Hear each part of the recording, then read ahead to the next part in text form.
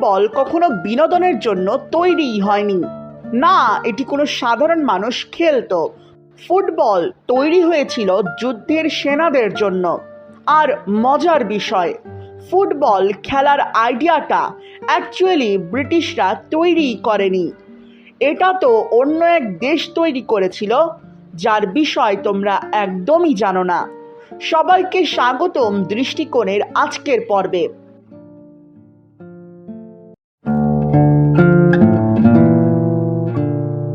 বহু বছর আগের কথা, খ্রিস্টপূর্ব 2য় বা 3য় শতকের সময়।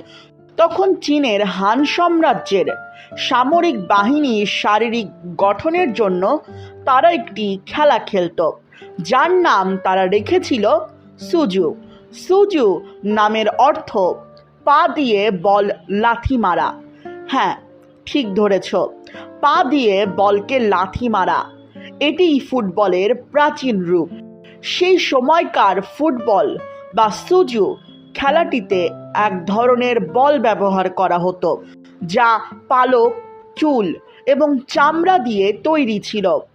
বর্তমান ফুটবলে গোলপোস্ট সাধারণত দড়ি এবং সেটাকে দাঁড় করানোর জন্য লোহা ব্যবহার করে তৈরি করা হয়। তবে সেই সময় এই পুরো জিনিসটা বাঁশ দিয়ে তৈরি করা হতো। প্রাচীন চীনের এই ফুটবল বা সুজু শুধু প্রাচীন চীনেই সীমাবদ্ধ ছিল না, এটি এশিয়ার বিভিন্ন দেশে ছড়িয়ে পড়ে, তবে ভিন্ন ভিন্ন নিয়মের সাথে। যেমন জাপানে তখনকার ফুটবলের মতো খেলাকে কেমারি বলা হতো, যেখানকার নিয়মটা ছিল বলকে মাটিতে ছোঁয়ানো যাবে না, সেটাকে পা দিয়ে হাওয়ায় ভাসিয়ে রাখতে হবে, এবং এখানে কোনো গোলের নিয়ম ছিল না। এই রকম ফুটবলের আরেকটি রূপ ছিল কোরিয়াতে, যাকে বলা হতো চুকগুক। এটাও সেনাদেরই একটি খেলা ছিল, তবে এর বল তৈরির ম্যাটেরিয়াল বা উপাদানগুলো অন্যরকম জিনিস দিয়ে বানানো হতো।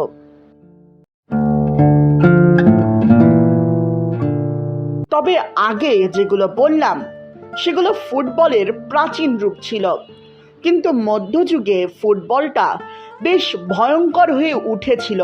ফুটবল যখন ইংল্যান্ডে পৌঁছায় তখন এটি একটি ভয়ঙ্কর খেলা ছিল, যা পুরো একটি আস্ত গ্রামকে তছনছ করে দিতে পারত।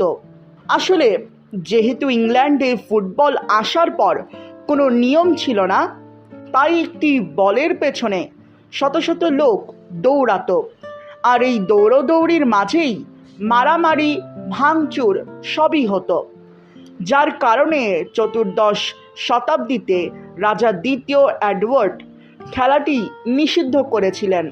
তবে 1963 সালে ট্যাভার্নের কয়েকটি ক্লাব ও স্কুলের প্রতিনিধিরা মিলে ফুটবলের প্রথম নির্দিষ্ট নিয়ম তৈরি করেন এবং ফুটবলের জন্য একটি অ্যাসোসিয়েশন তৈরি করেন, যার নাম দ্য ফুটবল অ্যাসোসিয়েশন, বা যাকে সংক্ষেপে FA বলা হয়। এখান থেকেই আধুনিক ফুটবলের যাত্রা শুরু হয়।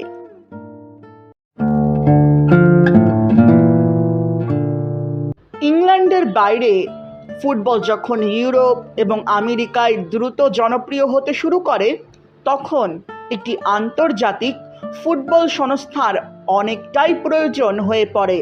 ঠিক এই সময় গড়ে ওঠে ফিফা, যার পুরো নাম ফেডারেশন ইন্টারন্যাশনালে দ্য ফুটবল অ্যাসোসিয়েশন।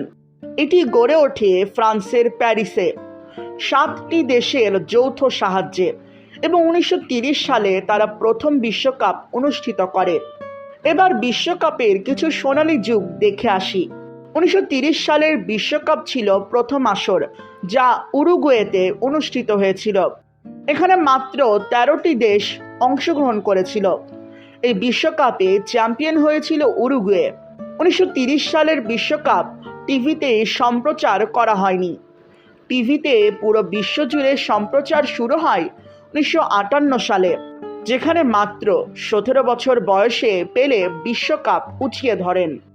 1982 সালের বিশ্বকাপে অংশগ্রহণ করে 24টি দল। এবং 1998 সালের বিশ্বকাপে অংশগ্রহণ করে 32টি দল। এখান থেকেই বিশ্বকাপ ধীরে ধীরে গ্রেটেস্ট শো অন আর্থ বা পৃথিবীর সেরা ক্রীড়াযোগে পরিণত হয়। এবারের বিশ্বকাপে কিন্তু 48টি দল অংশ নিচ্ছে, তো এটাও একটা ঐতিহাসিক মুহূর্ত। আমাদের জন্য বিশ্বকাপ শুধু টুর্নামেন্ট বা বিশ্বকাপ না, এটি একটি আবেগ যা প্রজন্মের পর প্রজন্ম ধরে রেখেছে। তবে প্রশ্ন, তোমরা এবার কাকে সাপোর্ট করছো?